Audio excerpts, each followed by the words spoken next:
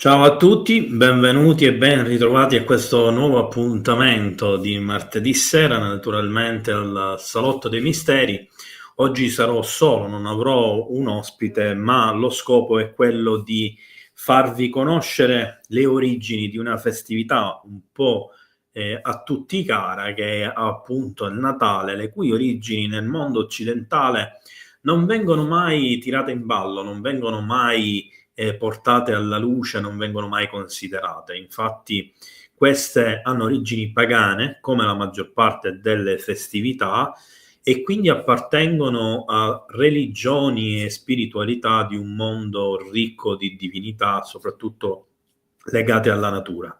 Per quanto riguarda la festività del Natale, vedremo tantissime sfaccettature, affronteremo naturalmente le origini dell'albero di Natale, oltre che della festività, della figura naturalmente di Babbo Natale, delle decorazioni dell'albero e ovviamente arriveremo anche al presepe. Vedremo delle nozioni storiche, delle nozioni mitologiche, attraversando tutta la storia della festività del Natale e dei protagonisti, ovviamente la figura cristica in una chiave di lettura differente, e in un contesto che va dagli antichi egizi, passando per gli antichi romani, fino ad arrivare ai norreni, al culto druidico, alla simbologia e naturalmente arrivare poi all'impero ottomano, dove si forma la figura di San Nicola, che poi diverrà il famoso San Nicolaus, poi divenuto infine Babbo Natale. Affronteremo questo e tante altre cose in questa puntata sicuramente più leggera rispetto a quelle di questi giorni, a sfondo ufologico, anche un po' forse drammatico e sicuramente ricchie di sfaccettature, di questioni misteriche, di questioni geopolitiche, economiche, militari, di armamenti, ufologia, chi più ne ha più ne metta. Ma vedremo che comunque le radici di questa festività affondano effettivamente in diversi eventi e diverse storie misteriche del nostro passato. Ci vediamo tra qualche istante dopo gli 8 secondi di stacco del Salotto dei Misteri.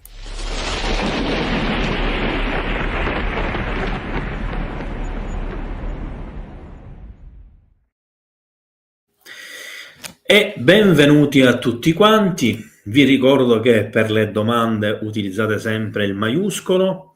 Un benvenuto a Davide per essersi abbonato al canale in qualche minuto fa sostanzialmente, quindi un caloroso benvenuto anche come abbonato e non solo al canale naturalmente.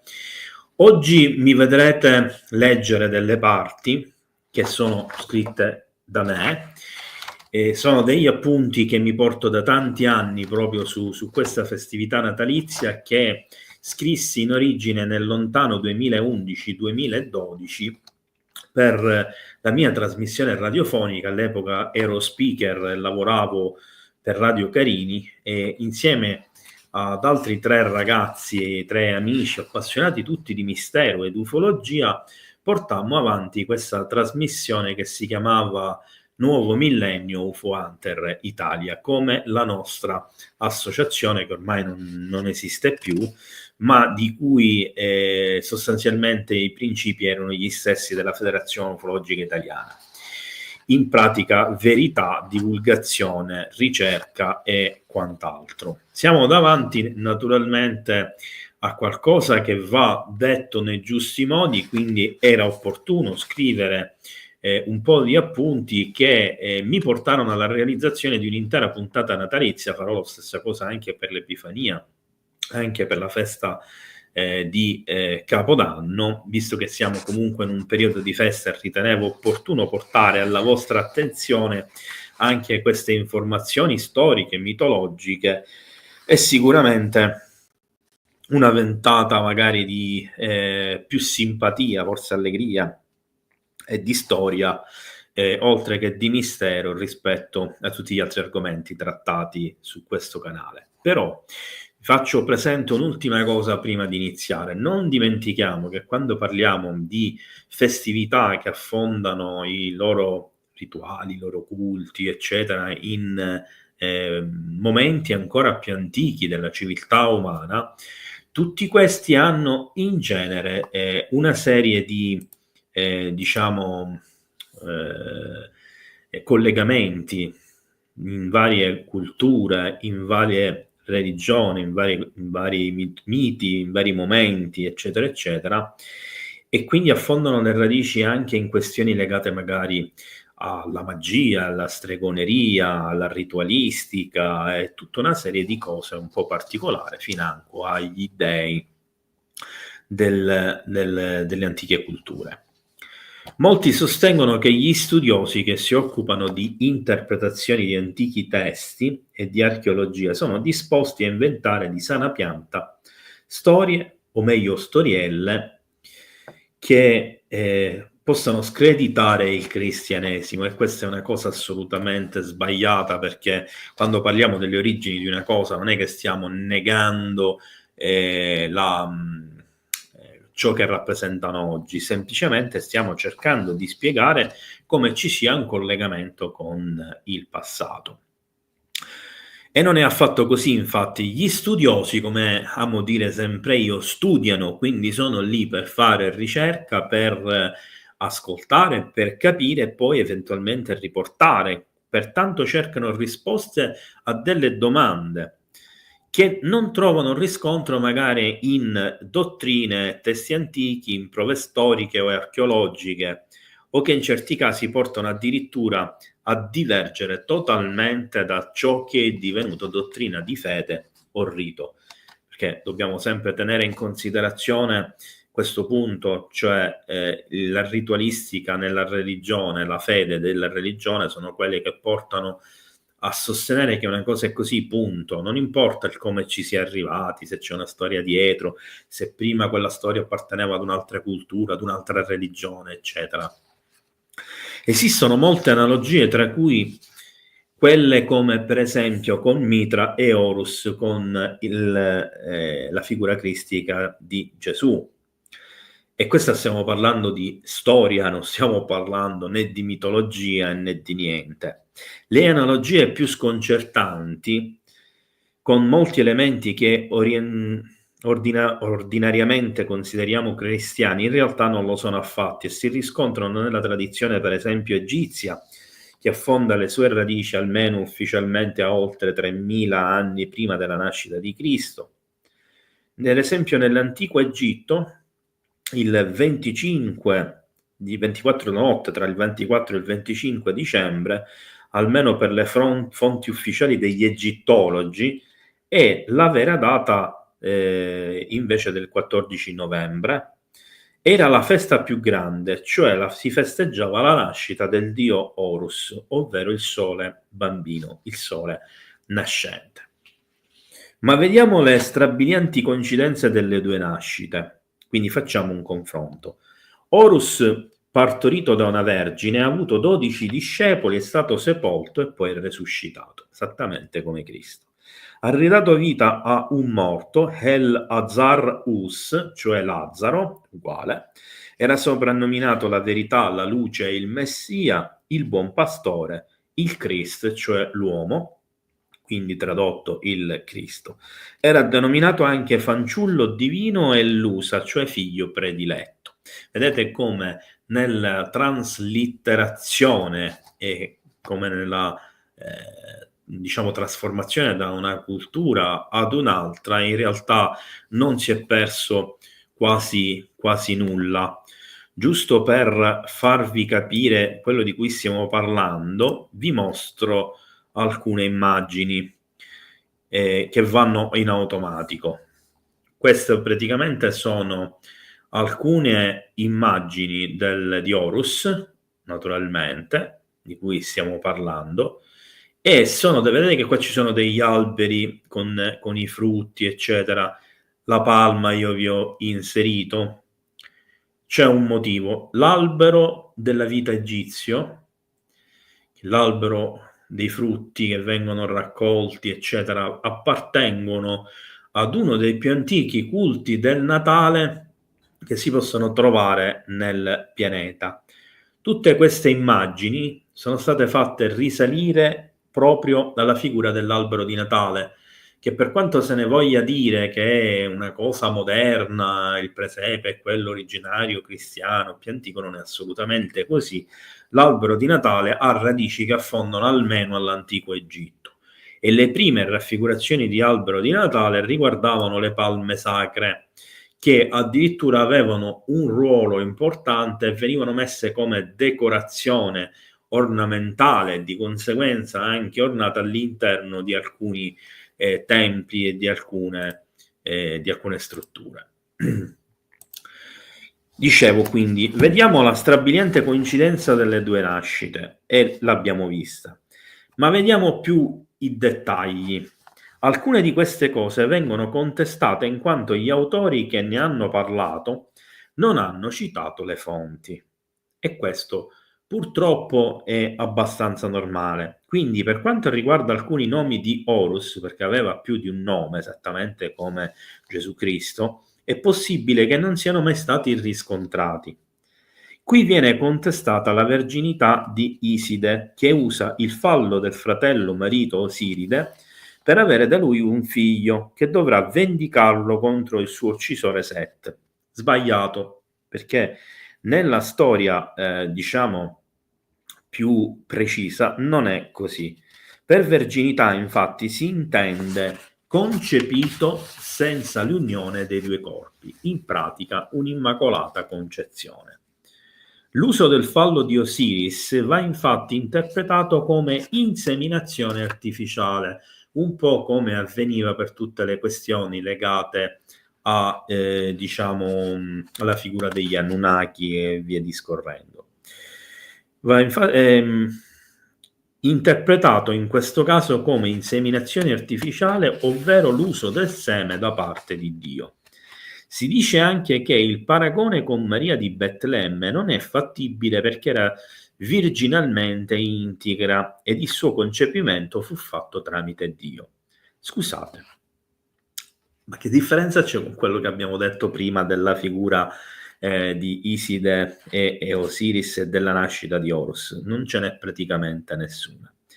Di entrambi i casi non esistono prove e anche Horus fu generato tramite intercessione del Dio Padre, ovvero il sole Amun-Ra, che è praticamente identico a Osiride. Tramite intervento di un altro dio, Thoth, dio della saggezza, il seme di Osiris quindi è solo un mezzo.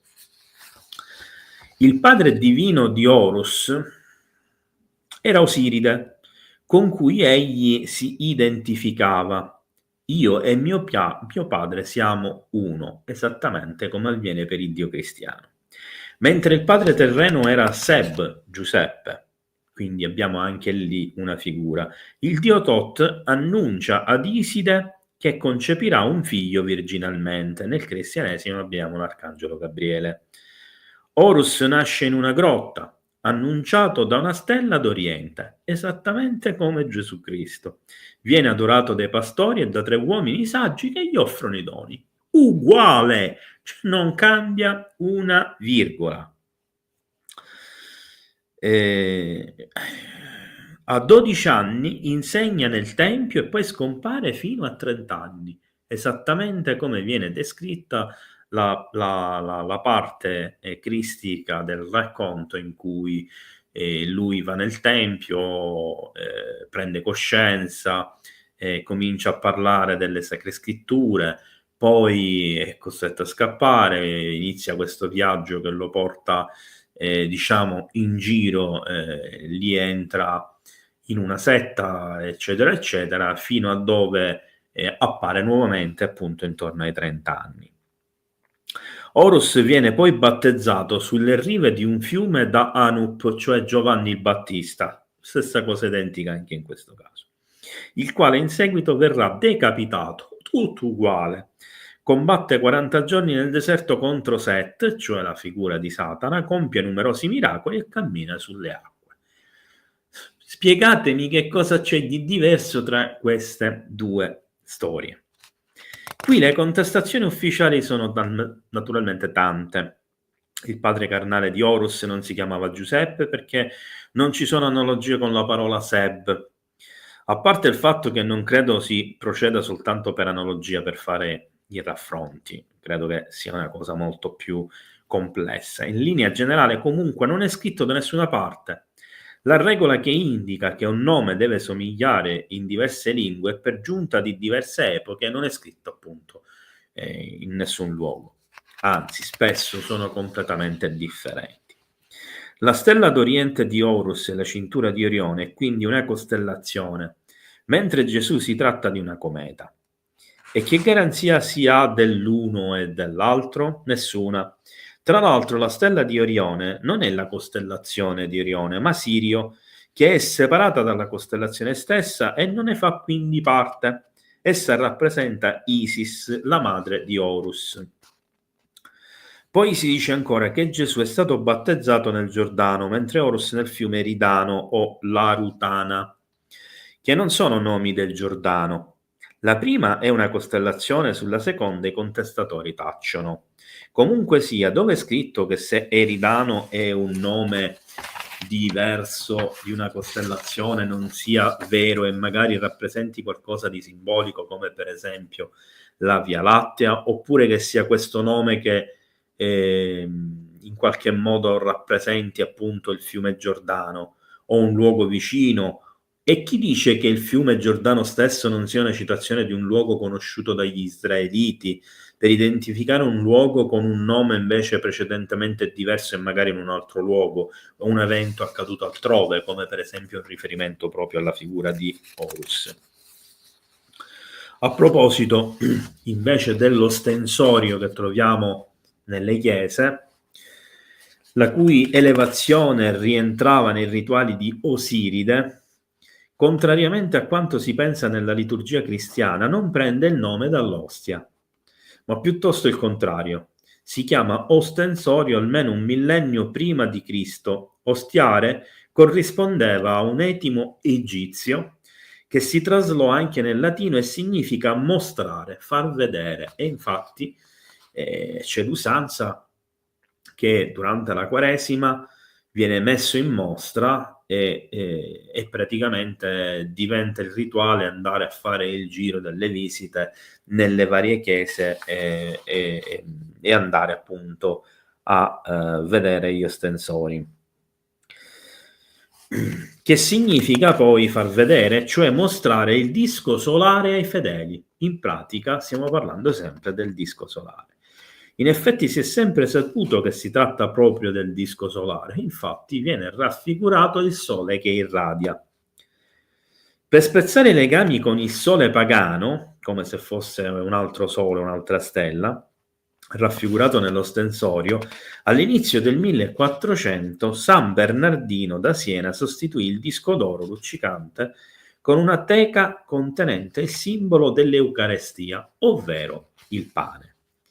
Tra le altre cose ci sono studiosi che sostengono che molte storie presenti nei Vangeli si possono ritrovare molto tempo prima del libro di Enoch e nei testi dei monaci egizi chiamati i terapeuti, successivamente associati appunto agli Esseni, che sono la famosa setta dove si rifugiò la figura di Gesù nel deserto e dove si presume che imparò i rituali magici di guarigione, eccetera. Ovviamente questo non lo troviamo nei Vangeli ufficiali, ma si trova in alcuni dei Vangeli apocrifi o eretici.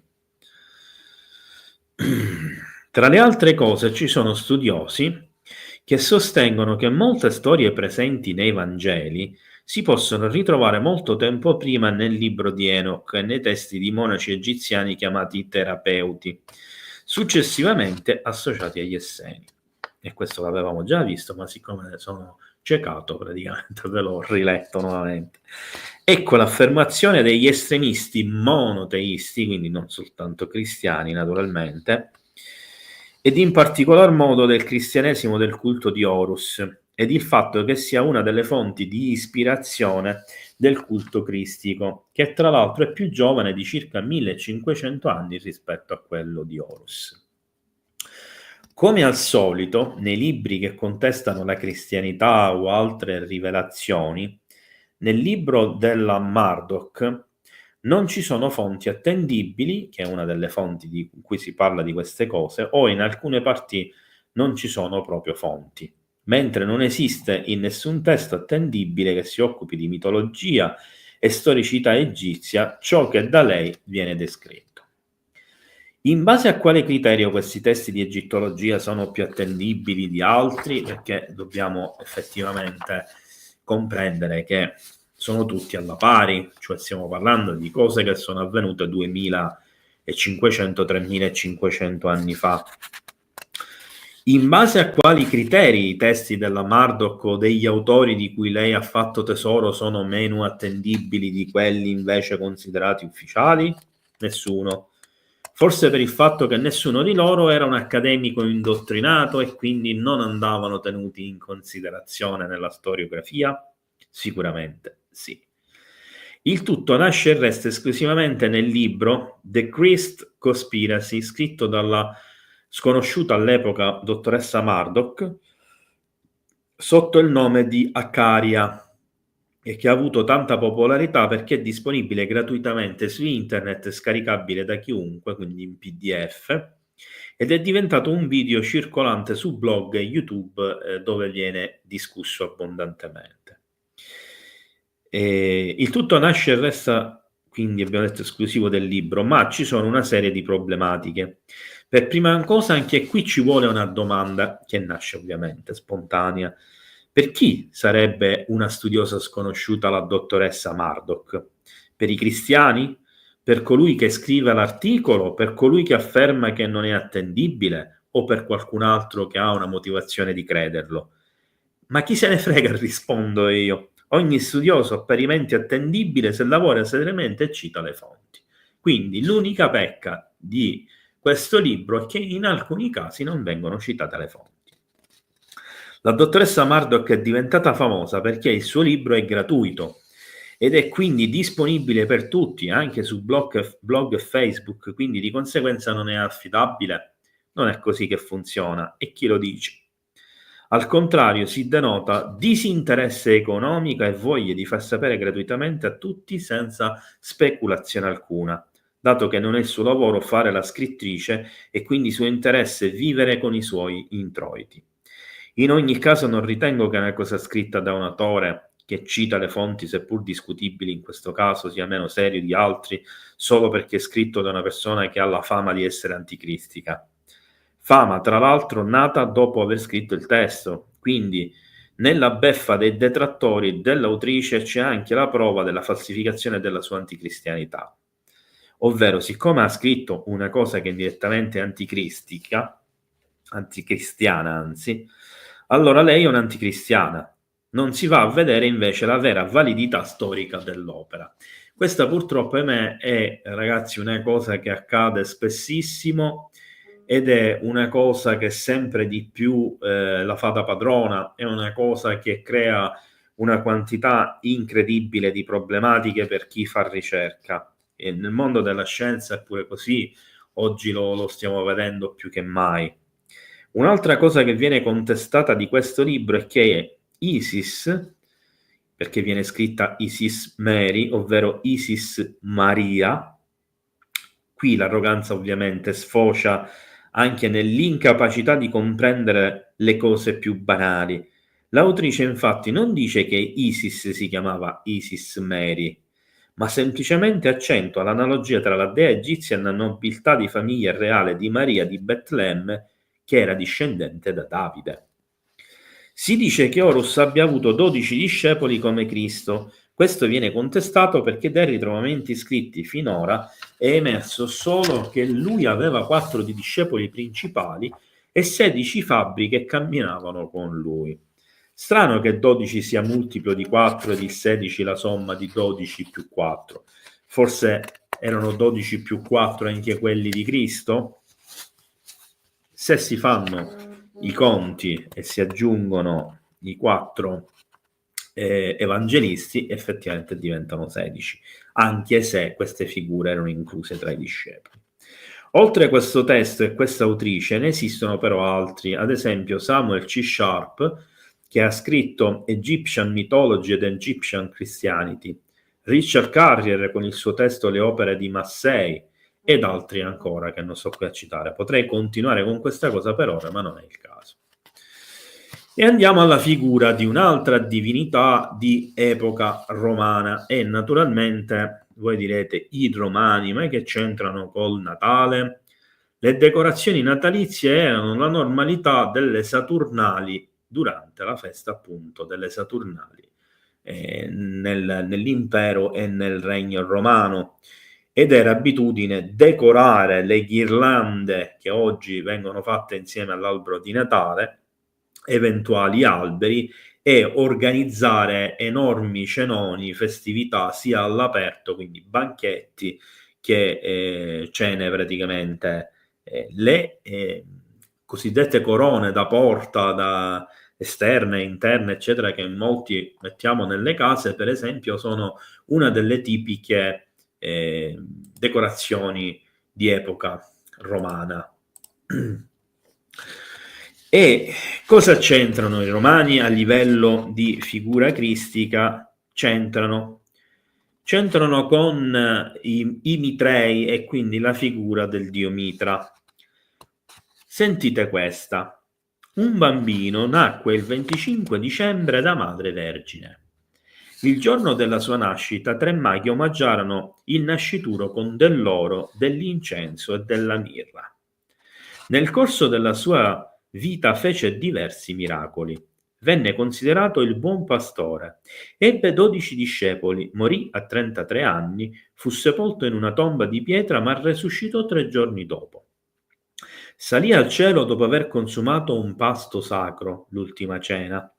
Dopo la sua resurrezione i suoi discepoli recitavano «Rallegratevi, il vostro Dio è risorto dalla morte. Le sue pene e sofferenze saranno la vostra salvezza». Riflettete un momento. Di chi stiamo parlando? Se volete scrivete di cosa stiamo per parlare, chiedevo ai miei ascoltatori in radio, sulla pagina Facebook che ovviamente non esiste più o su altri indirizzi della trasmissione. Non stiamo parlando di Gesù, stiamo parlando del dio Mitra. Praticamente è stato copiato paro il culto mitraico ed è stato riportato come culto cristico, che a sua volta probabilmente era stato influenzato da quello di Horus.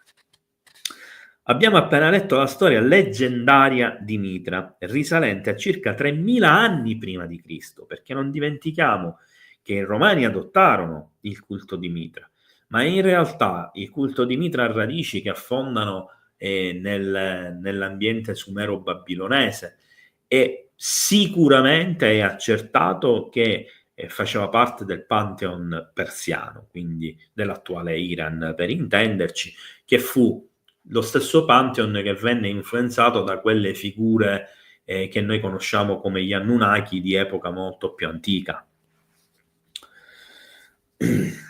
Da qui, mitreismo, ovvero il culto del dio Mitra o Mitra, con la H tra la T e la R, originario della comunità persiana dell'Asia Minore, estesasi poi all'impero romano, soprattutto fra i militari, infatti era un culto militaresco, dove infine decadde a partire dal IV secolo d.C. Mitra, che era una divinità solare, esattamente come Horus e anche come Gesù Cristo, penetrò facilmente nell'impero romano e soprattutto nell'esercito, e i santuari, i Mitrei, si sono diffusi anche nelle regioni periferiche dell'impero, sedi di guarnigioni militari. Non è un caso che Mitra, o meglio, i Mitrei si trovano sottoterra, dentro le grotte, dove sarebbe anche nato. E non è un caso che le prime statue di Gesù Cristo che furono introdotte nelle chiese erano inserite all'interno di loculi, erano inserite all'interno di volte, tutte cose che ecco che si ricomincia.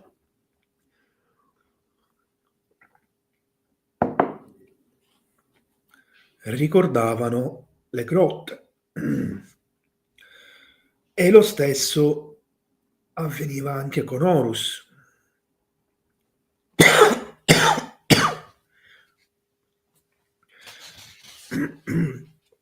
Datemi un minuto.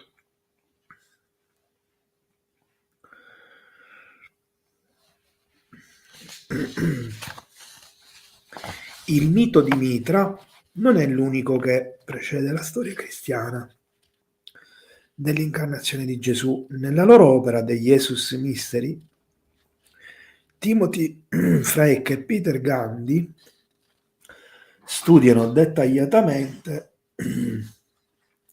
le incredibili coincidenze tra il mito di base, comune a molte culture degli dei sacrificati, e la vita di Cristo.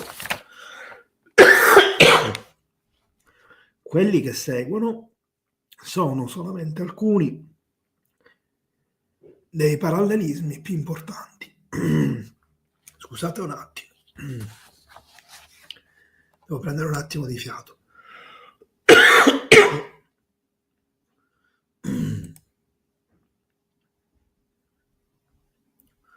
Nel frattempo guardate queste immagini.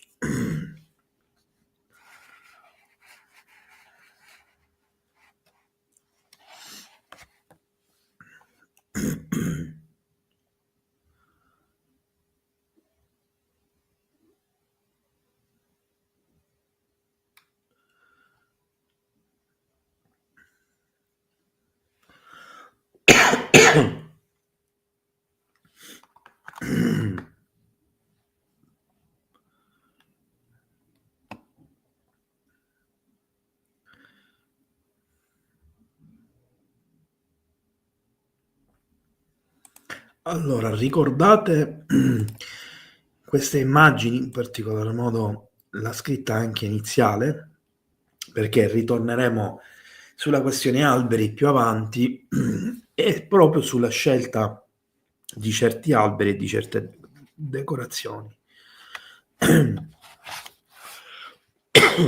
Quelli che seguono sono solamente alcuni dei parallelismi più importanti.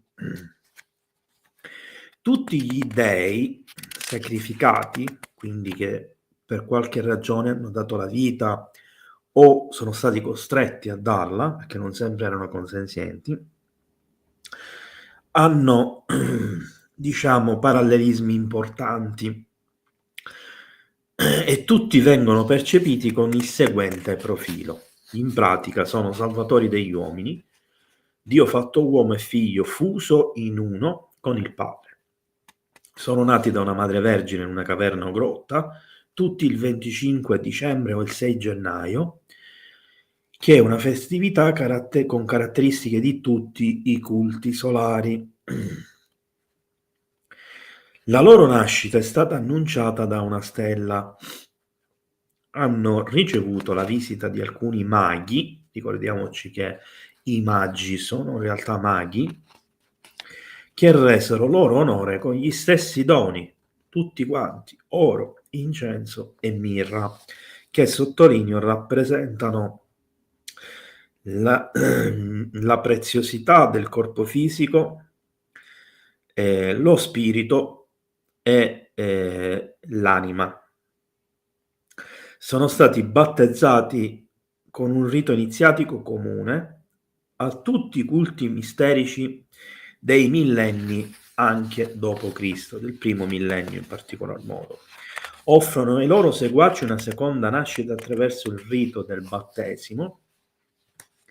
Hanno realizzato il prodigio di come convertire l'acqua in vino. Coincidono nella realizzazione di miracoli simili, la cura per esempio degli infermi, l'aiuto ai pescatori per una pesca miracolosa e l'atto di calmare le acque durante una tempesta. Sono tutti stati accusati di tenere una condotta licenziosa. Hanno avuto un gruppo scelto di 12 seguaci o discepoli, associati simbolicamente a tutti i segni zodiacali, che in realtà prima erano 13 e molti dimenticano che prima c'era anche lo Fiuco, che tra l'altro era il più importante. Sul dorso di un asino sono entrati trionfali in città dalla folla e sono stati acclamati come dei re. Sono stati equiparati simbolicamente al pane e al vino, convertiti in segni della loro carne o del loro sangue. Sono morti assassinati o sacrificati, sono stati avvolti in un telo, sono stati unti e sono stati resuscitati dopo 3 giorni, tutti quanti. I loro seguaci hanno fatto visita al sepolcro trovandolo vuoto. La loro morte e la loro resurrezione vengono celebrate con un agape rituale che simboleggia la volontà di fusione del credente con i loro corpi mistici. I loro sacrifici portano la redenzione. I loro seguaci sperano che ritornino per giudicare gli uomini alla fine dei tempi e fondare un'età dell'oro.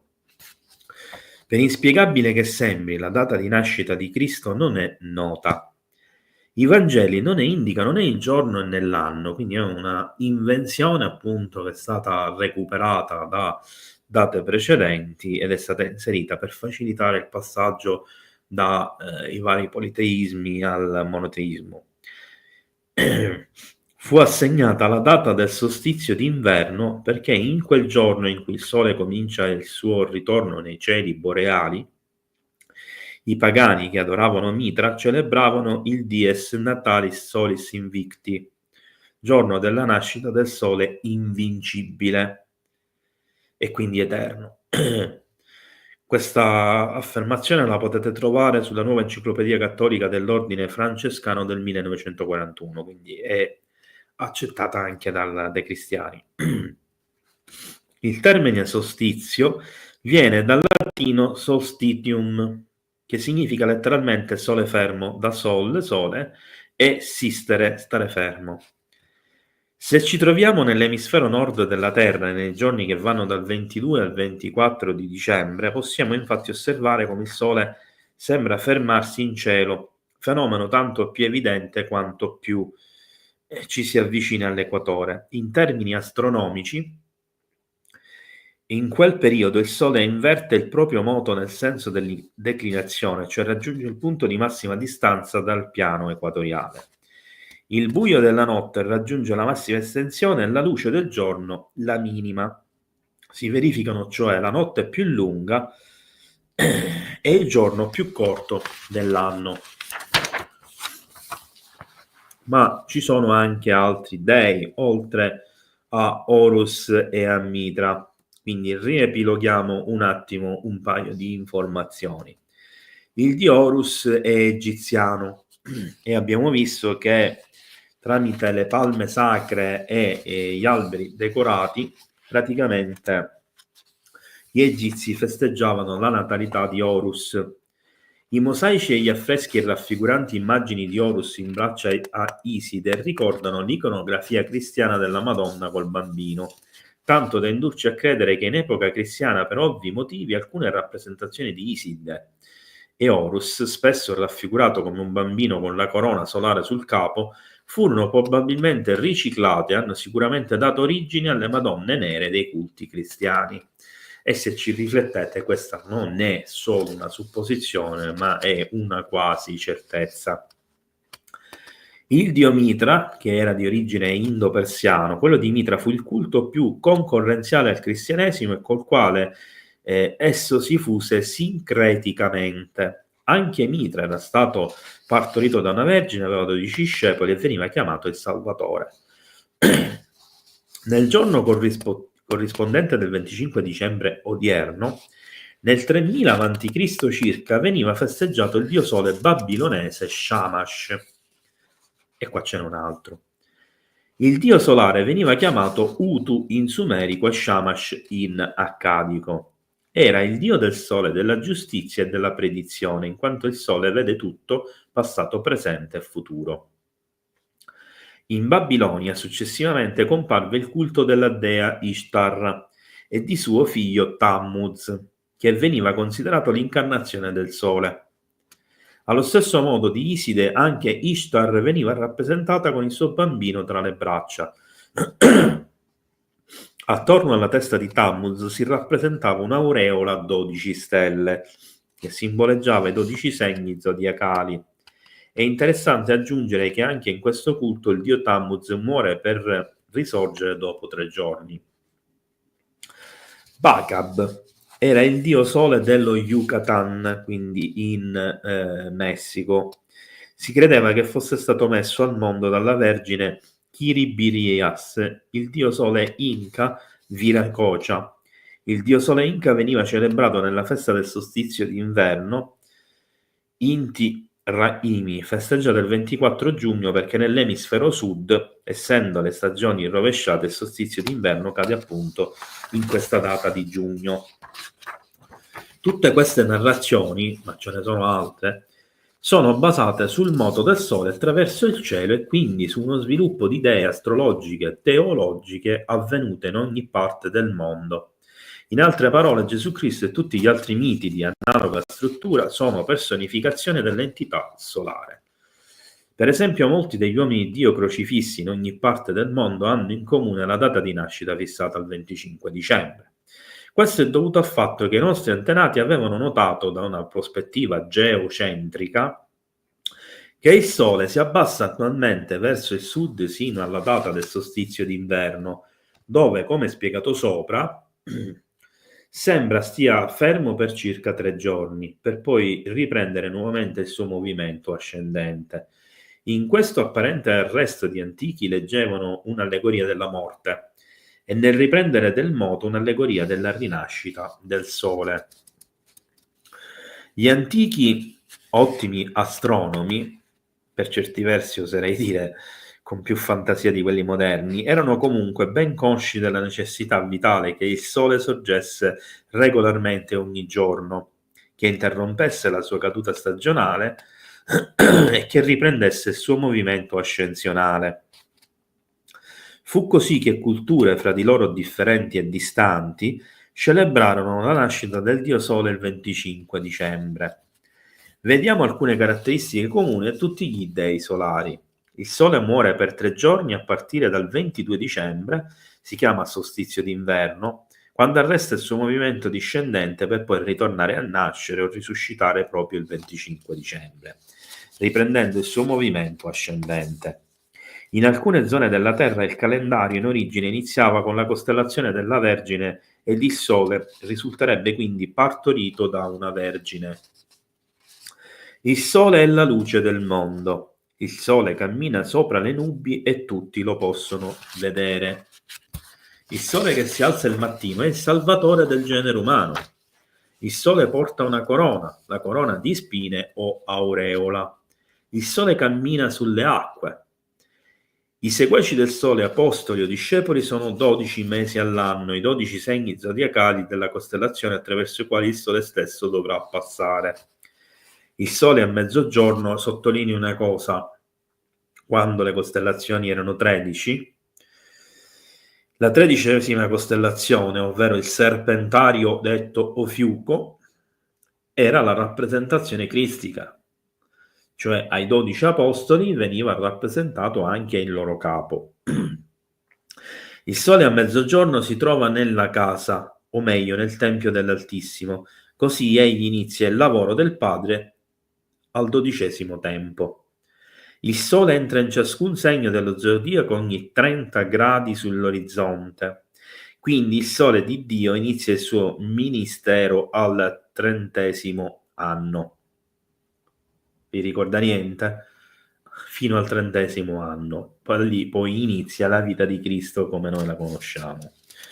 Il Sole è appeso ad una croce, il crocifisso, il che simboleggia il suo passaggio attraverso gli equinozi e cadendo a Pasqua l'equinozio primaverile a quel tempo risorge. E questo per quanto riguarda la storicità della figura cristica per quanto concerne la questione della data della festività natalizia e quindi il vero e proprio giorno di Natale. Ma ci sono tante cose interessanti che bisogna dire.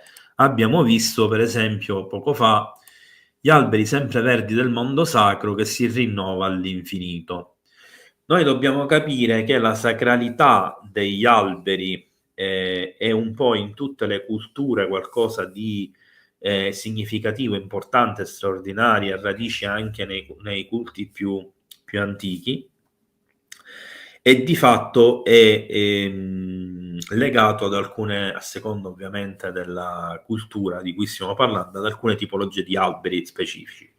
Per esempio nella cultura norrena, dove ovviamente faremo un ulteriore approfondimento, abbiamo gli alberi sacri, che sono praticamente tutte le conifere che tendono a essere sempreverdi, che fanno le pigne, quindi il loro frutto è decorativo perché rimane a lungo sull'albero, e è un frutto che in qualche modo porta a una vitalità che termina con una rinascita, cioè il ciclo vitale della pigna è quello di raggiungere la sua massima espansione, quindi la sua crescita, di dar frutto, cioè di aprirsi, fare i cosiddetti pinoli, cadere, quindi morire, e ricominciare il suo ciclo vitale dal pinolo, che è un seme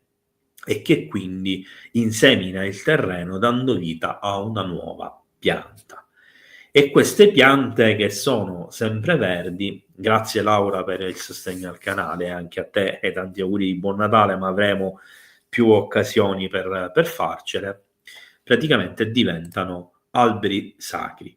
In tutte le zone praticamente ci sono conifere, soprattutto nel nord del pianeta, dove sono appunto spontanee, naturali, e ci sono pigne di tutti i colori, rosse, blu, rotonde, allungate, eccetera, eccetera.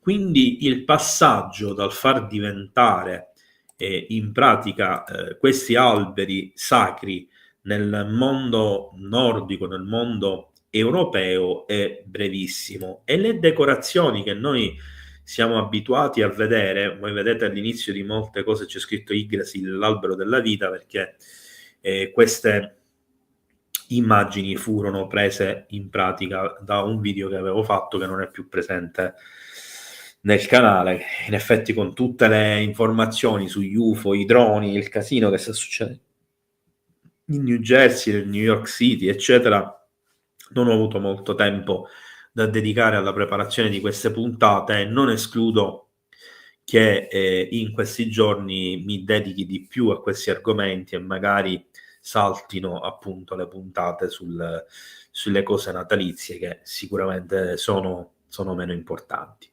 Vedremo.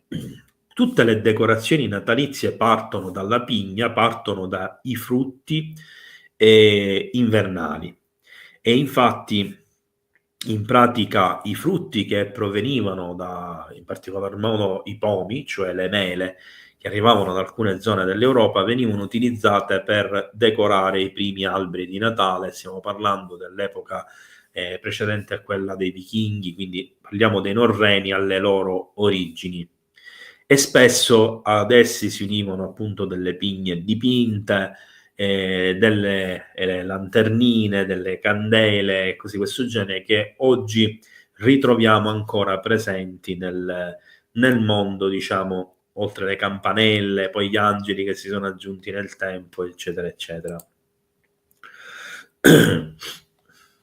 E ovviamente abbiamo l'albero di Natale, che noi guardiamo come un semplice albero decorato.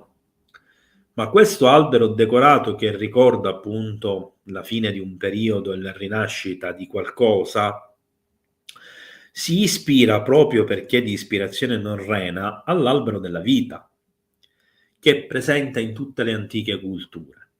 L'albero della vita praticamente, che è Yggdrasil, per questo lo trovate all'inizio di tutte queste parti, che ci deve far riflettere, perché diciamo che c'è una grande profondità spirituale legata all'incarnarsi dell'essere umano e al suo rinascere ciclico, che poi è quello che avviene anche con le figure cristiche, con le divinità come Horus e Mitra e via discorrendo. Oggi purtroppo è diventato tutto commercio, è diventato tutto estetica, regali, eccetera, eccetera. Si sono persi tutti questi significati, però come potete vedere, per esempio, faccio un attimo un fermo immagine. Qui abbiamo la tipica scena da film americano, no? Abbiamo un albero che affonda le sue radici nell'antico Egitto, ma che si sviluppa nel suo contesto attuale in epoca norrena, quindi nel Medioevo vichingo, che è decorato con dei pomi, che sono appunto dorati e rossi, con delle foglie di altre piante, con diciamo le campanelle, eccetera, che alla fine inizialmente erano le pigne, che porta i doni, e nella stessa stanza abbiamo la stella, che è simbolo della nascita cristica, del giorno di Natale. Abbiamo il cuscino con la figura del Babbo Natale insieme al pupazzo di neve, due icone moderne del Natale, ed infine, oltre al colore rosso sparso ovunque, abbiamo la tipica ghirlanda decorativa di epoca romana. Vedete come in una sola immagine abbiamo tutte le radici, manca solo quella egizia, tutte le radici praticamente del mondo culturale che ha portato alla nascita di questa festività.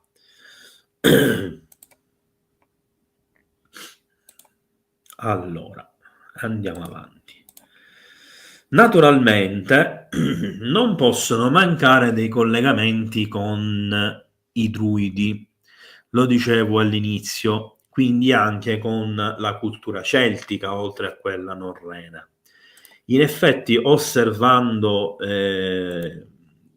l'iconografia dei druidi e studiando quello che è il passato conosciuto di queste figure, che erano a tutti gli effetti dei clerici e associabili forse perfettamente, diciamo sovrapponibili alla figura dei maghi, quindi dei magi, erano dei sacerdoti che vivevano a contatto con la natura e i cui alberi avevano un ruolo fondamentale, un ruolo importantissimo. Ebbene, scavando nel passato dei druidi, si è scoperto che essi addobbavano i loro alberi sacri, che è la stessa cosa che viene fatta ancora oggi da tutti coloro che hanno, diciamo, questa cosa del culto di Diana e quindi legano le loro decorazioni, i loro fiocchi, che ritroviamo anche questi negli alberi antichi, li ritroviamo quindi ancora oggi, per esempio, vicino al lago di Albano, vicino al lago di Nemi e altrove. Scusate un attimo. Allora, vediamo alcune di queste immagini, per esempio, che raffigurano i druidi che stanno ornando gli alberi o che stanno staccando dei rami per fare delle decorazioni. Ovviamente si riunivano per la loro ritualità intorno a questi alberi sacri, dove accendevano dei fuochi e dove c'erano naturalmente degli incontri che oggi potremmo definire stregoneschi, ma che non c'entrano assolutamente nulla con la stregoneria, è un'associazione assolutamente sbagliata. E naturalmente ci sono illustrazioni, vedete, questa è una stampa, se non erro, del 1800, che raffigura il Babbo Natale con l'albero di Natale, le figure del presepe davanti a una famiglia. Quindi comunque qua abbiamo delle fotografie, tra l'altro questo è anche un po' inquietante secondo me, delle fotografie storiche del fine 1800 e di tutto la prima metà del 1900, che ci mostrano come è sempre stato, questa è un'illustrazione, se non ricordo male, del 1700, che ci mostrano come nelle varie epoche ha sempre stato presente l'albero di Natale e tutta quella simbologia pagana che noi non vogliamo conoscere in qualità di cittadini di un paese cristiano, perché pensiamo che possa essere malvagio, fonte di inquinamento del cristianesimo, oppure che abbiano radici demoniache o chissà quali altre cose, ma che in realtà sono le stesse identiche radici che vedono nel cristianesimo tutta una serie di dettagli, delle stesse influenze culturali, sociali, eccetera, eccetera. Queste sono cartoline, se non ricordo male. Sì, queste sono cartoline illustrative degli anni 30, se non erano. E va bene, e questo è fatto pure. E passiamo alla figura di Babbo Natale e poi vediamo insieme anche alcuni dettagli dell'albero e la questione del presepe. La vera storia di Babbo Natale inizia nel IV secolo in Turchia, quando San Nicola, il futuro poi Santa Claus, divenne vescovo di Mira. Lì morì e le sue spoglie vennero conservate nella cattedrale fino all'inizio dell'anno 1000, quando dei cavalieri italiani rubarono la salma e la portarono a Bari. Il famoso San Nicola di Bari è il famoso Babbo Natale turco, quindi in origine Santa Claus, San Nicolaus I, il cui patrono è appunto San Nicola a Bari. In realtà la storia è molto più antica, perché la cultura classica greca narra che Poseidone, dio del mare, fosse un dispensatore di doni.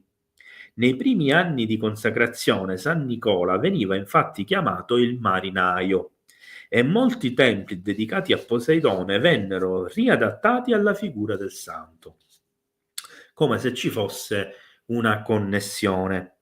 Inoltre pare che il nome stesso del santo derivi da quello di un altro dio greco, Nikkar, anche egli ritenuto nell'antichità un dio molto generoso, seppure una divinità minore sostanzialmente.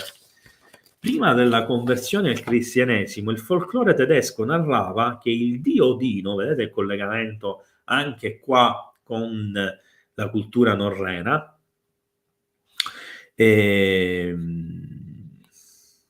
sono perso un attimo, per i tedeschi Wotan o Wodan, ogni anno tenesse una grande battuta di caccia nel periodo del solstizio invernale chiamato Iule, accompagnato dagli altri dei e dei guerrieri caduti.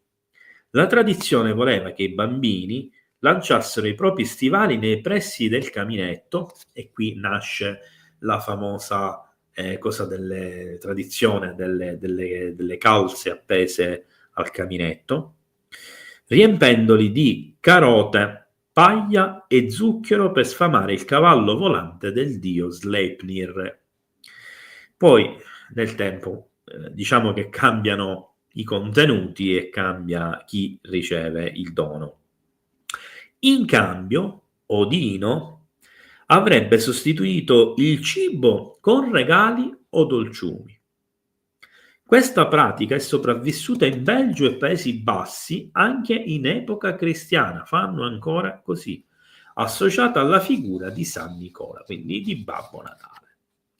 La leggenda che vede San Nicola entrare in un camino deriva da un racconto dove un povero che non aveva soldi per sposare le tre figlie, ebbe in regalo dei sacchi di monete d'oro proprio da San Nicola. E beh, ci vorrebbe un San Nicola che passa sotto casa di ognuno di noi e regala i sacchi d'oro un po' a tutti, che li tirava dal balcone della sua abitazione mentre il pover'uomo passava di sotto. Cioè, vedete un po' questa cosa di quest'uomo che lancia sacchi d'oro dal balcone e fa arricchire chi passa sotto. Il terzo giorno, vedete sempre 3 giorni ricorrenti, sembra che la governante gli chiuse la finestra e quando egli lanciò il sacchetto ricadde di nuovo dentro. San Nicola allora decise di andare a casa del poveraccio, non più tanto povero aggiungerei, e di lanciare una terza sacca di monete d'oro per la terza figlia, dentro il camino di casa dell'uomo. Ma sotto il camino si trovava una calzetta appesa, e così il denaro, con il suo sacco, caddero dentro di essa. Così nacque la leggenda secondo cui San Nicola porta i doni nel camino e che questi ultimi compaiono nell'abitazione sotto l'albero e dentro le calze. Vedete come da un racconto nasce una tradizione. Attenzione, perché qui c'è una cosa molto interessante, che non sono naturalmente io che bevo.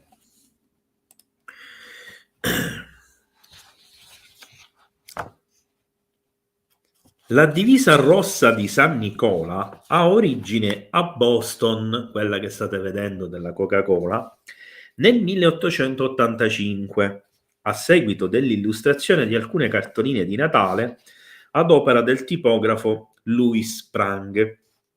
Quindi la comune credenza che sia stata la Coca-Cola di inventare Babbo Natale vestito di rosso è assolutamente sbagliata.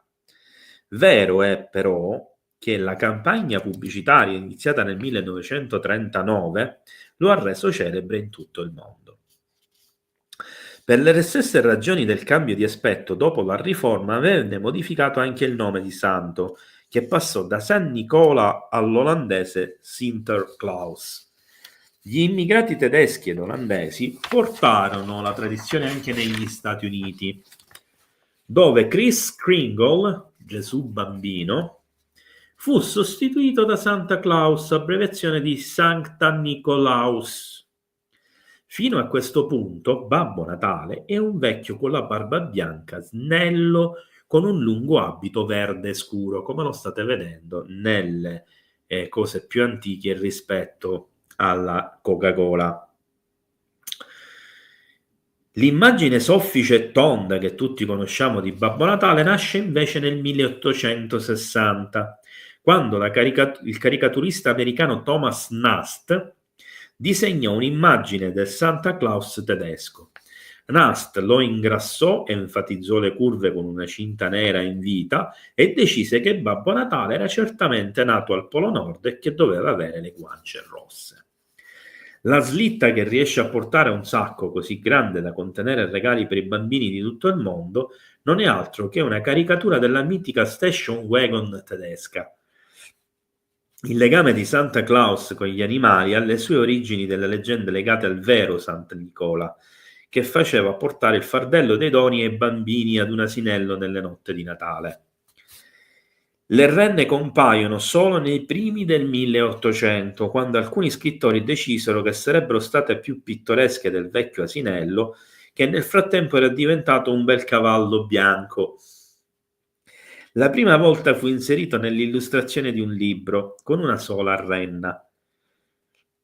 Poi Clement Clark Moore scrisse una poesia per i suoi figli in cui indicava il nome di tutte le 8 renne di Babbo Natale, che si chiamano Blitzen, Comet, Cupid, Dancer, Dasher, Donner, Prancer e Vixen. E questa è la storia di Babbo Natale, ovviamente riassuntata più non posso. Ritorniamo nuovamente un attimino all'albero di Natale.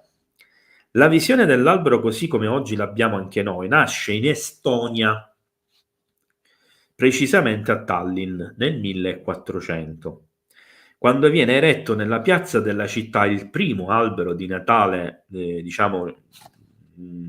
non di tribù che vivevano nei boschi e nelle montagne, e intorno a cui i giovani scapoli, fate attenzione a questa parte, cercavano proprio in quel periodo l'anima gemella. In pratica era un posto, un luogo di appuntamento, organizzando feste musicali e serate di ballo. Questa abitudine viene ripresa poi anche in Germania, in particolare a Berna, in cui i primi alberi di Natale vengono decorati con mele, noci, fiori, seguendo la tradizione sia celtica dei Druidi che quella norrena vichinga. Insomma, elementi della natura che rappresentano proprio il prosperare della vita e della bellezza. naturale anche nel periodo invernale. E arriviamo al presepe, su cui mi soffermerò pochissimo perché qui veramente rasentiamo il ridicolo sulla questione che è la cosa più importante della famiglia cristiana, eccetera, eccetera. Il presepe, come lo vediamo rappresentato ancora oggi, nasce secondo la tradizione del desiderio di San Francesco. Fu lui il primo a creare il presepe, ovvero la raffigurazione della natalità. E quindi di far rivivere in uno scenario naturale la nascita di Betlemme, coinvolgendo il popolo della rievocazione che ebbe luogo a Greccio, la notte di Natale del 1223. Episodio rappresentato poi magistralmente da Giotto nell'affresco della Basilica Superiore di Assisi. Primo esempio di presepe inanimato è invece quello di Arnoldo di Cambio, scolpirà nel legno del 1280 e nel quale oggi si conservano le statue residue della cripta della Cappella Sistina di Santa Maria Maggiore di Roma.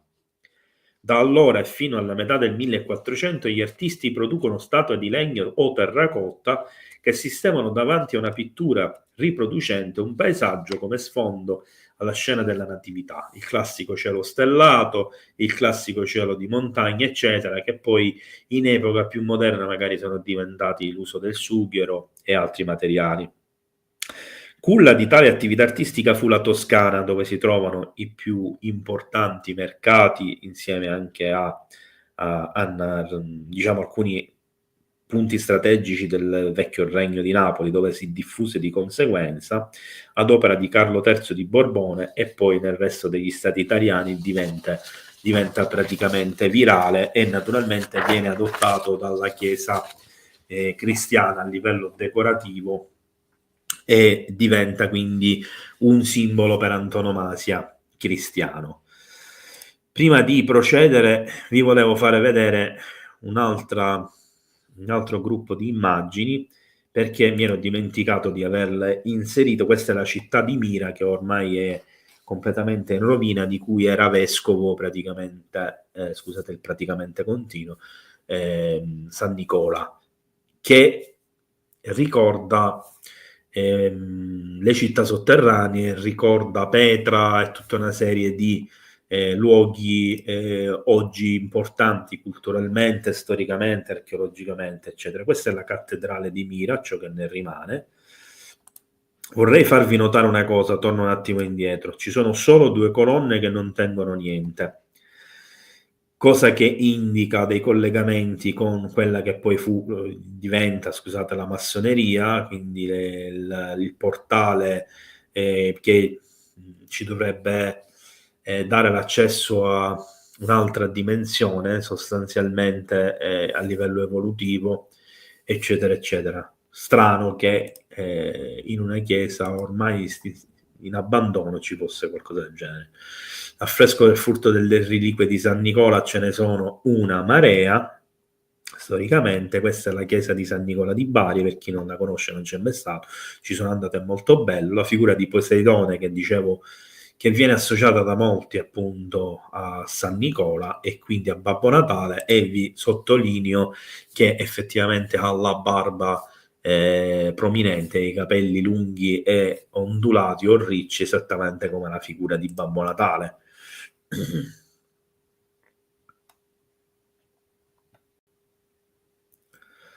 Questa è la divinità greca Nikkar, che portava i doni, che poi è un demone più che una divinità. C'è un'altra raffigurazione che praticamente è precisa a Babbo Natale, pure con la pipa. Il dio norreno Odino, ovviamente germanico Wotan, anche qui la stessa raffigurazione, barba lunga, capelli lunghi, ma se ne potrebbero citare tantissime. Questo è Wotan, questo è Odino, e questo è San Nicola.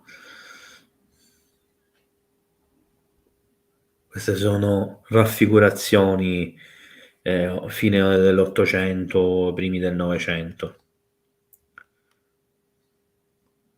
che tra l'altro è una figura importante di collegamento proprio col mondo dei bambini e quindi della rinascita, dei doni della vita.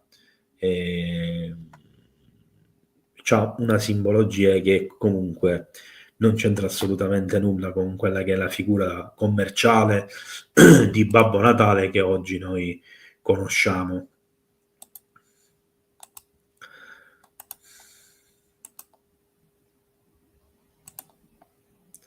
San Nicola di Bari è qui. Un'ultima cosa mi interessa appuntare, vi avevo detto che sarebbe stata una puntata più leggera. Ho nominato Yggdrasil, l'albero cosmico della vita. Questa è la classica raffigurazione di Yggdrasil e qui ne vedremo di tutti i tipi, dalle illustrazioni nipponiche a quelle scandinave, a quelle ad animazione, a cartone animato, al videogioco come in questo caso, fino ad arrivare addirittura a quelle cabalistiche legate quindi all'albero della vita della cabala ebraica e egizia, eccetera, eccetera, nonché ad altra simbologia norrena che poi vedremo nella puntata, anche quella della cabala, che vedremo insieme ad Andrea Dalbon e Roberto Lombardini. Quello che mi interessa farvi capire da questo punto di vista è che siamo davanti praticamente ad un albero appunto sacro che identifica la vitalità, di conseguenza la ciclicità e quindi la rinascita di ogni essere vivente, di ogni cosa, addirittura le fondamenta del mondo stesso.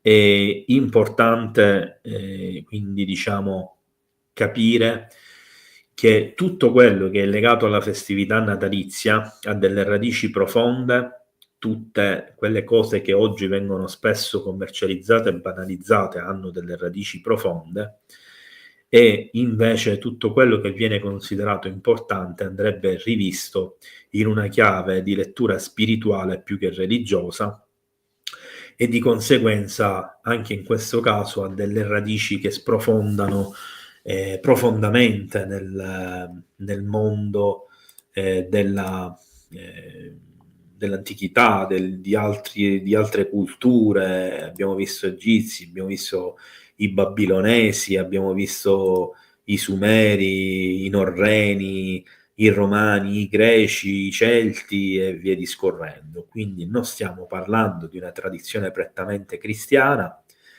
e al contrario, quindi dovremmo imparare forse qualcosa di più dal nostro passato e cercare di mantenere di più determinati valori e evitare che questi vengano a diventare appunto cose commerciali e via discorrendo.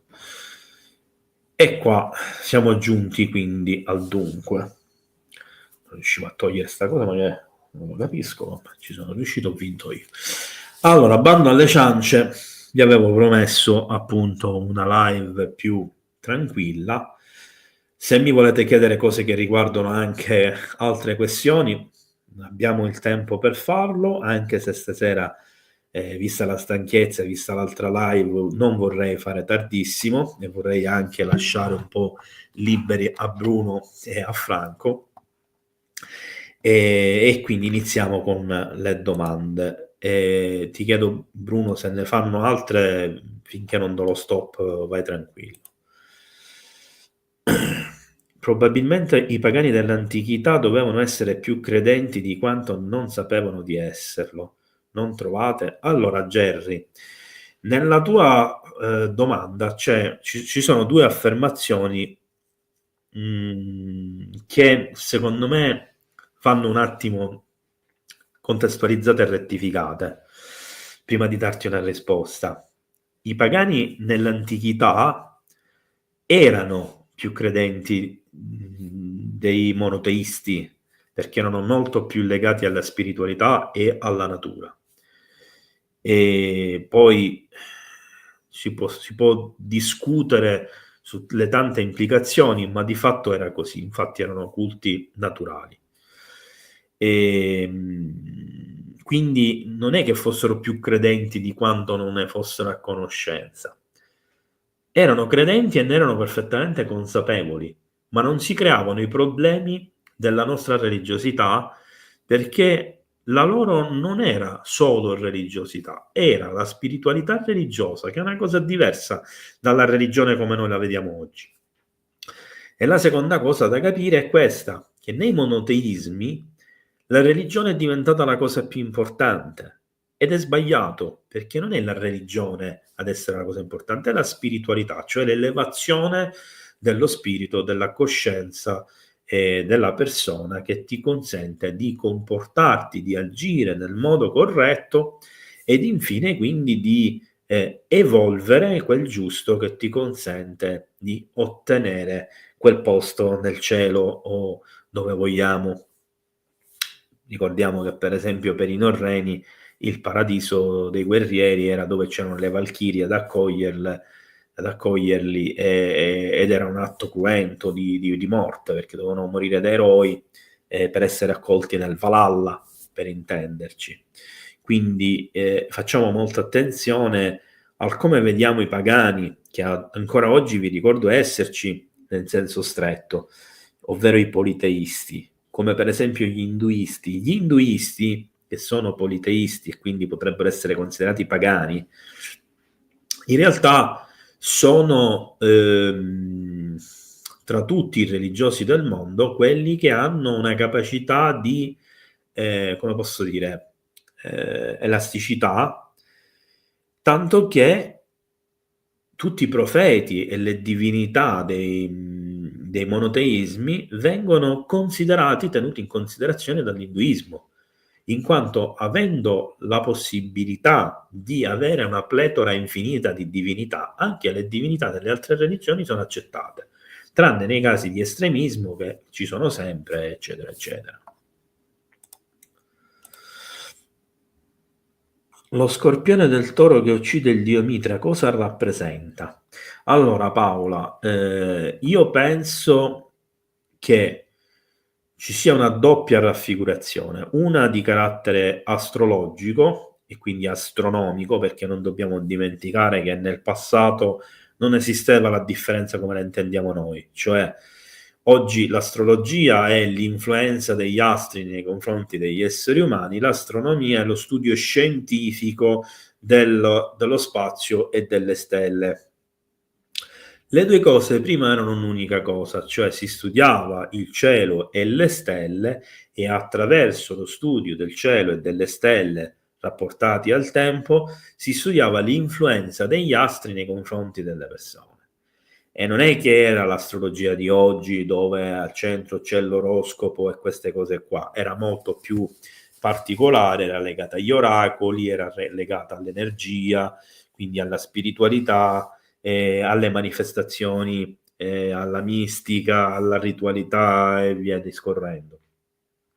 E sicuramente quindi di conseguenza c'è anche una questione di ciclicità astrale e di ciclicità in questo caso, quindi la seconda cosa, di ciclicità della rinascita, quindi lo scorpione che porta la morte del toro, ma a sua volta è rinascita perché si subentra insomma qualcos'altro.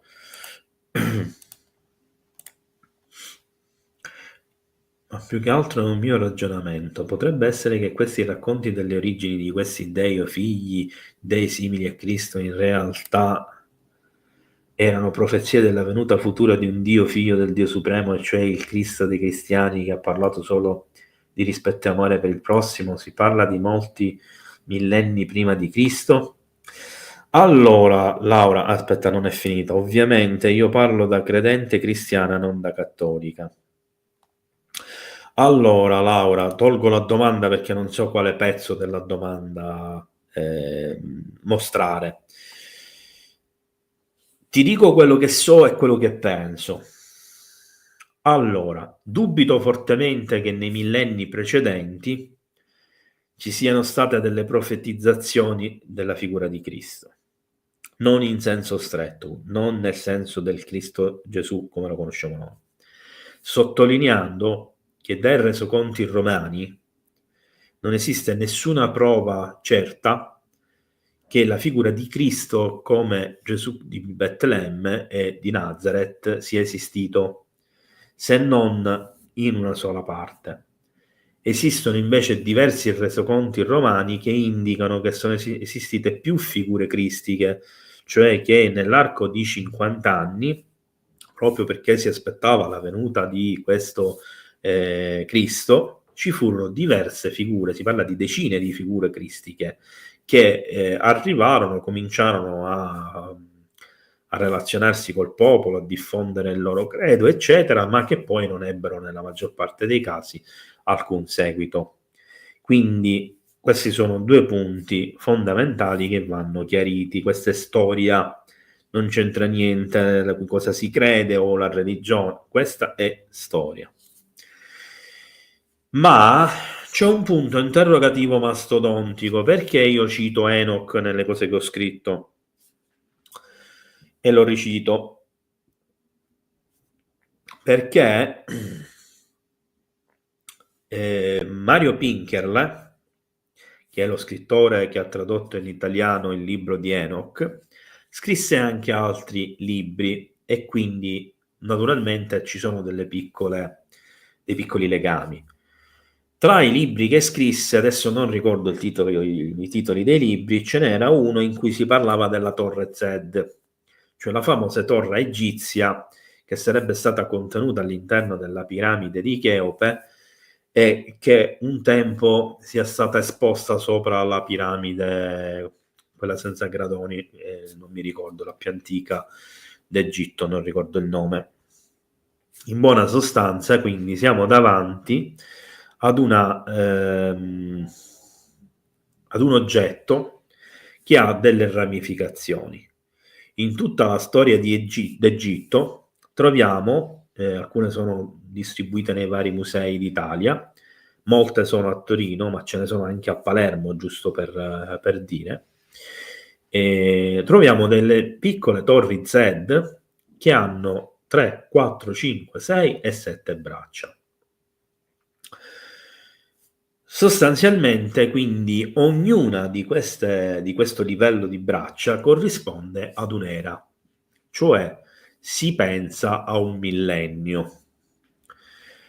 E ogni millennio ha il suo Cristo, cioè ogni millennio nascerebbe una figura cristica che si sacrifica, che porta la pace, eccetera, eccetera.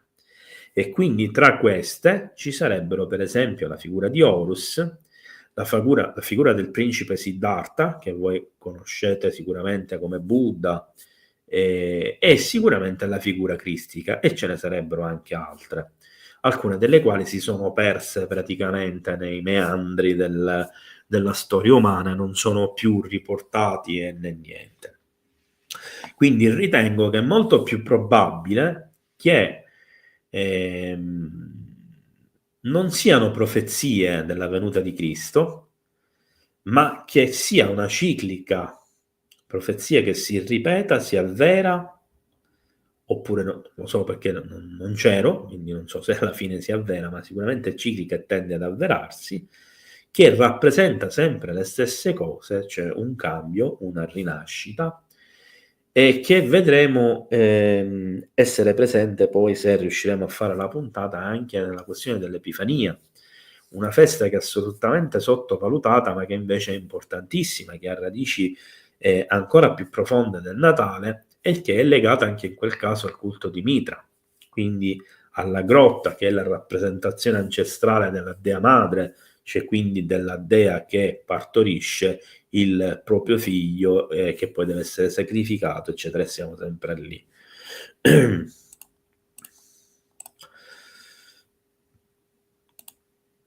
Eva, quando è stato tolto il 13° segno? Allora, il 13° segno zodiacale è stato tolto uno dei primi secoli, non mi ricordo esattamente, uno dei primi secoli dopo Cristo dell'impero romano. E furono proprio i romani. E lo fecero per una questione pratica.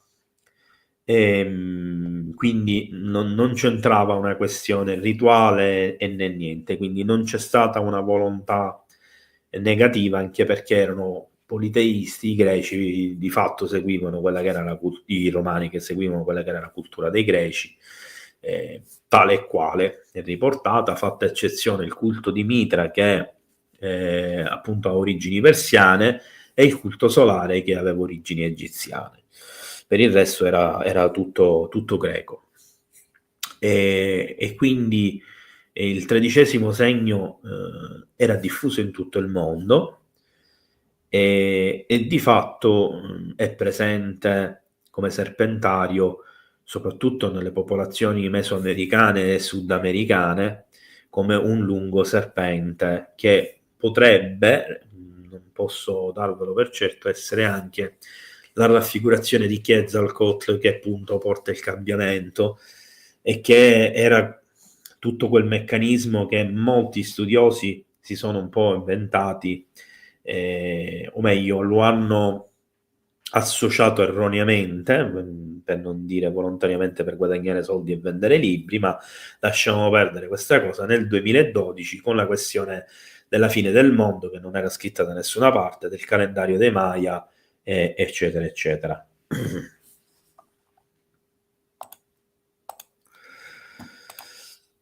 Maya, domanda richiesta: riusciresti a fare una live prossimamente sui totem dei nativi americani? Allora Maya, io ancora ti devo una live che mi avevi chiesto su un argomento e mi dispiace che ho dovuto spostare nuovamente la live sulla tarologia, il vaticinio, eccetera eccetera, ma sai, sono quelle live che fanno un po' da jolly nei momenti in cui non ci sono notizie importanti da discutere eccetera, ma allo stesso tempo bisogna programmarle perché magari c'è più di un ospite, quindi bisogna fare collimare le questioni. Fare una sui totem dei nativi americani mi piacerebbe molto perché io amo la cultura dei nativi americani. Anzi, a tal proposito ora vi dico una cosa che non c'entra niente con i totem, ma c'entra con la situazione attuale che stiamo vivendo, quindi questa questione dei droni e degli UFO. E il problema di questa cosa, per quanto io possa conoscere l'argomento e mi possa interessare e piacere, non sono nelle condizioni di poter affrontare da solo una live. Ci vuole una persona che la sa affrontare, quindi sarà mio impegno sicuramente cercare una persona che possa parlare di questo ed altri argomenti misterici dei nativi americani. Allora, dicevo quindi che c'era una questione legata diciamo spesso agli indiani, che è la questione attuale. Ho beccato una guida spirituale indiana su TikTok che sta facendo dei video in cui portatore di comunicazione da parte della comunità dei nativi americani, questa cosa non sta avendo alcun tipo di eco sostanzialmente, e in pratica lui sostiene che gli spiriti ancestrali stanno comunicando con loro e gli hanno detto di tenerci pronti perché siamo vicini alla verità, siamo vicini ad una situazione che porterà il mondo intero alla consapevolezza, ma che questo non sarà un passaggio diciamo semplice, sarà un passaggio ricco di difficoltà, di problematiche, ci sarà tanta gente che sarà spaventata, ci saranno delle situazioni che potranno portare anche ad eventi drammatici, eccetera eccetera, e sostiene che gli spiriti avevano preannunciato che delle energie di altri mondi, anzi attraverso altre dimensioni, si sarebbero materializzate nel nostro mondo per mostrarsi a tutto il pianeta. E quindi vedono in quello che sta accadendo con le sfere di plasma questa tipologia di evento che naturalmente sta spaventando il mondo della politica, dell'economia internazionale, del potere internazionale, che si vedono sbriciolare il pavimento sotto i piedi. Se ci fossero delle interessanti novità da parte anche da questo punto di vista, seppur non a livello di notizie, ma comunque riguarda questo argomento, nelle prossime live che farò sull'argomento, appunto, cercherò di informarvi anche da questo punto di vista, che so che sicuramente a qualcuno può interessare, non solo a chi è appassionato di nativi americani, ma più in generale a chi magari è legato allo sciamanesimo, alla spiritualità naturalistica, eccetera, eccetera. Allora, non è una domanda, Laura, ma ho letto quello che hai scritto e diciamo che sì, è giusto quello che dici, cioè le figure cristiche delle varie epoche, potremmo dire i grandi profeti del cambiamento e della rinascita, mi piace chiamarli in questo modo, sono stati fondamentali e ognuno di loro ha portato un livello diverso di consapevolezza, ma soprattutto ha dato accesso a determinati cambiamenti. E forse potrà risuonare male per i cristiani. Io sono cresciuto da cristiano cattolico, sono andato in chiesa, sono stato uno spiritualista cristiano in movimenti di preghiera, eccetera, eccetera. Molti non lo sanno, ma comunque io posso celebrare messa celtica, riti scozzesi, eccetera, perché comunque ho una qualifica in qualità di esperto di religioni antiche, una qualifica come reverendo, e potrei fare il cappellano militare per intenderci negli Stati Uniti, non in Italia, perché in Italia bisogna essere sacerdoti per poterlo fare. Questo lo dico giusto per farvi capire che sto parlando con cognizione di causa, e quello che ha portato i cambiamenti più importanti è stato Siddhartha, è stato il Buddha, che oggi è tantissimo sottovalutato ed è un personaggio che più di ogni altro, anche più della figura stessa di Cristo, è per la pace e per la filosofia di vita, perché comunque è l'unico in assoluto che ha sempre basato tutto sulla spiritualità. Anche la figura Cristi, che è andata contro la materialità, sicuramente ha fatto scrivere delle cose importanti, ma non dimentichiamo, perché molti lo dimenticano, che Gesù era quello che diceva che c'è un momento per combattere. Quindi non era pacifista, lui era la pace, ma sapeva che ci sono dei momenti in cui bisogna lottare, e questo è scritto nella Bibbia ed è importante. Scusate un secondo. Sì, hai ragione Franco, grazie di avermelo fatto sapere tramite Bruno. Vedete che giri immensi poi ritornano. E sì, dimenticavo che lo fiuco è rappresentato da un uomo che è stretto nella morsa di un serpente, che comunque ricorda il Quetzalcoatl di cui parlavo, che a volte, tra l'altro, nella figura di Quetzalcoatl la divinità esce dal drago, che poi riporta alla questione che i draghi sarebbero dei mezzi di trasporto, delle astronavi, ma questa è un'altra storia. Vi invito a leggere il mio articolo sul mio sito internet al riguardo. Prima o poi mi deciderò a scriverci anche un libro. Lo metto là tra i tanti che ho cominciato. Sono 7 libri cominciati, a cui per ora non sto riuscendo a lavorare. Grazie Franco per il complimento. Allora, se non ci sono altre domande, io ho la voce un po' provata perché non sto benissimo, ho già fatto la live, mi congederei ringraziandovi tutti quanti. Oggi stasera eravamo pochini, soprattutto rispetto alle puntate precedenti, ma eravamo evidentemente le persone più interessate all'argomento. Io vi ringrazio di cuore per essere stati qui con me. Ci vediamo giovedì con la live sulle notizie e le questioni legate alla situazione attuale, qualora, questo ve lo dico ma non è una certezza, qualora domani ci fosse materiale e informazioni importanti che potrebbero essere diciamo necessarie da divulgare, sarà mia premura approntare un'altra live. Grazie a Massimiliano, che è il mio carissimo amico, che è venuto a trovarmi questa sera e si è visto questa live.